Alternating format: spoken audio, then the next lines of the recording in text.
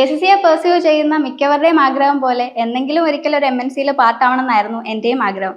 പക്ഷെ അതൊരിക്കലും ഇത്ര പെട്ടെന്ന് ഞാൻ കോഴ്സ് കംപ്ലീറ്റ് ചെയ്യുന്നതോടുകൂടി തന്നെ എനിക്ക് അവിടെ ജോയിൻ ചെയ്യാൻ പറ്റുമെന്ന് ഞാൻ ഒരിക്കലും വിചാരിച്ചതല്ല. സോ ഇത്ര യങ് ഏജിൽ തന്നെ ഒരു MNCയുടെ പാർട്ടാവാൻ പറ്റി. അതെൻ്റെ ഫസ്റ്റ് ജോബ് ആയതിലും ഞാൻ ഭയങ്കര പ്രൗഡാണ്.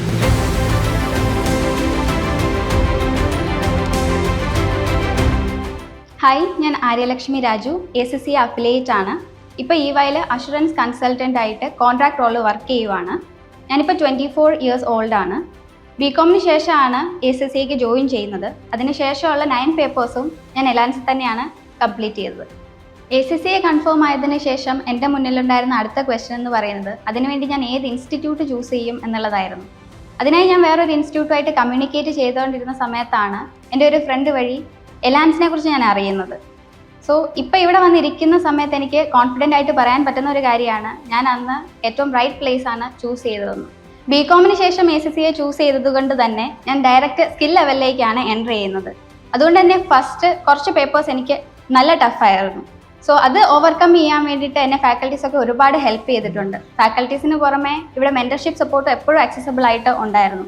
സോ എൻ്റെ ഫസ്റ്റ് ഫേസ് ACCയുടെ ഫസ്റ്റ് ഫേസ് എനിക്ക് വലിയ തിരക്കേടില്ലാതെ സക്സസ്ഫുൾ ആയിട്ട് കംപ്ലീറ്റ് ചെയ്യാൻ പറ്റി. ACCയെ പെർസ്യൂ ചെയ്യുന്ന മിക്കവരുടെയും ആഗ്രഹം പോലെ എന്തെങ്കിലും ഒരിക്കലും ഒരു MNCയിൽ പാർട്ടാവണമെന്നായിരുന്നു എൻ്റെയും ആഗ്രഹം. പക്ഷെ അതൊരിക്കലും ഇത്ര പെട്ടെന്ന് ഞാൻ കോഴ്സ് കംപ്ലീറ്റ് ചെയ്യുന്നതോടുകൂടി തന്നെ എനിക്ക് അവിടെ ജോയിൻ ചെയ്യാൻ പറ്റുമെന്ന് ഞാൻ ഒരിക്കലും വിചാരിച്ചതല്ല. സോ ഇത്ര യങ് ഏജിൽ തന്നെ ഒരു MNCയുടെ പാർട്ടാവാൻ പറ്റി. അതെൻ്റെ ഫസ്റ്റ് ജോബ് ആയതിലും ഞാൻ ഭയങ്കര പ്രൗഡാണ്. ഞാൻ EYയിൽ ജോയിൻ ചെയ്തിട്ട് 3 months ആവുന്നു.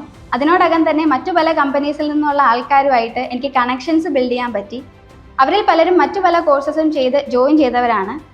അവരിൽ നിന്ന് കിട്ടിയ ഇൻഫർമേഷൻ അനുസരിച്ച് ACCA പോലുള്ള ഒരു പ്രൊഫഷണൽ കോഴ്സിന് ഇതുപോലുള്ള കമ്പനീസ് എന്തുമാത്രം ഇമ്പോർട്ടൻസ് കൊടുക്കുന്നു എന്നുള്ളത് എനിക്ക് മനസ്സിലാക്കാൻ പറ്റി. ആസ് ആൻ അഷുറൻസ് കൺസൾട്ടൻറ്റ് ACCയിലെ AAA പേപ്പറിൽ നിന്ന് കിട്ടിയ നോളജ് എനിക്കിതിന് ഒരുപാട് ബെനിഫിറ്റ് ആയിട്ടുണ്ട്. ഇതുപോലുള്ള MNCs ആണ് നിങ്ങളുടെ ഡ്രീം എന്നുണ്ടെങ്കിൽ ACCA പോലുള്ള പ്രൊഫഷണൽ കോഴ്സ് ആയിരിക്കും അതിൽ ഏറ്റവും ബെസ്റ്റ് ചോയ്സ് എന്നാണ് എൻ്റെ അഭിപ്രായം. ഞാൻ ACCയുടെ ഫൈനൽ പേപ്പർ എഴുതിയിട്ട് നിൽക്കുന്ന സമയത്താണ് എനിക്ക് EYയിൽ നിന്ന് ഇൻ്റർവ്യൂ കോൾ വരുന്നത്. എൻ്റെ ലൈഫിലേക്കും വെച്ച് ഏറ്റവും ഫസ്റ്റ് ഇൻ്റർവ്യൂ ആയിരുന്നു EY ആയിട്ടുള്ളത്. സോ നെക്സ്റ്റ് ഡേ തന്നെ എനിക്ക് ഇൻ്റർവ്യൂ കഴിഞ്ഞു. അതിൻ്റെ അടുത്ത ദിവസം തന്നെ എനിക്ക് സെലക്ഷൻ കോളും വന്നു.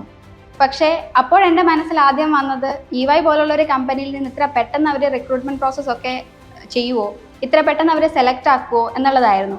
സോ ഞാൻ വീട്ടിൽ അവതരിപ്പിച്ചപ്പോൾ തന്നെ അവരോട് പറഞ്ഞത് വെയിറ്റ് ചെയ്യ്, ഓഫർ ലെറ്റർ വരട്ടെ എന്നുള്ള രീതിയിലായിരുന്നു.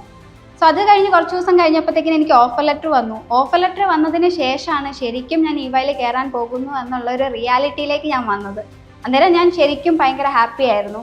ബിക്കോസ് ഞാൻ ഇത്രയും കാലം ഡ്രീം ചെയ്ത ഒരു കമ്പനിയിലേക്ക് ഞാൻ എൻ്റർ ചെയ്യാൻ പോകുന്നു എന്നുള്ളത് എന്നെ സംബന്ധിച്ചിടത്തോളം അത്രയും പ്രൗഡായിട്ടും അത്രയും ഹാപ്പിനെസ്സും ഉള്ളൊരു കാര്യമായിരുന്നു. സോ ഇപ്പോഴായാലും എൻ്റെ പേരൻസ് ഞാൻ ACCA അഫിലിയേറ്റ് ആണ്, ഈ പ്രായത്തിലെ തന്നെ EY പോലുള്ള ഒരു കമ്പനിയിലാണ് അവൾ വർക്ക് ചെയ്യുന്നത് എന്ന് മറ്റുള്ളവരോട് പറയുന്നത് കേൾക്കുമ്പോഴും ഞാൻ ഭയങ്കര ഹാപ്പിയാണ്. ഞാൻ ഫസ്റ്റ് 8 പേപ്പേഴ്സും ഓഫ്ലൈൻ ആയിരുന്നു ചൂസ് ചെയ്തത്. ലാസ്റ്റ് AAA പേപ്പർ മാത്രമാണ് ഞാൻ ഓൺലൈൻ എടുത്തത്. സോ ഓഫ്ലൈനിൽ നിന്ന് ഓൺലൈനിലേക്ക് വരുമ്പോഴത്തേക്കിനും എനിക്ക് ഭയങ്കര ഡൗട്ടായിരുന്നു. സോ അതെങ്ങനെ ആയിരിക്കും, എഫക്റ്റീവ് ആയിരിക്കുമോ, നല്ല രീതിയിൽ എനിക്ക് കംപ്ലീറ്റ് ചെയ്യാൻ പറ്റുമോ എന്നുള്ള ഒത്തിരി ഡൗട്ട്സ് എനിക്കുണ്ടായിരുന്നു.